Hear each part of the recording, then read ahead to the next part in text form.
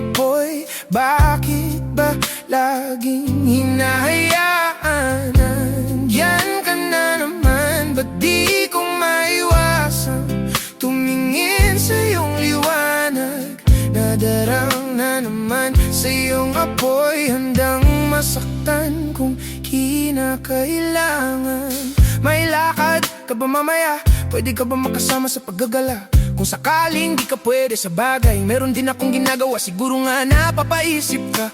Ba't ako nangangamusta? Ilang araw ka nang naroon sa panaginip ko, nag-aalala lang ako baka saan ka mapunta. Pero mukhang ayos ka naman kahit di na kita abalahin pa. Ilang ama namin pa ba ang dapat para patago kang mag-alala sa'kin? Habang pinapantasya lamang nila ay maskara mo sa gabi at pitaka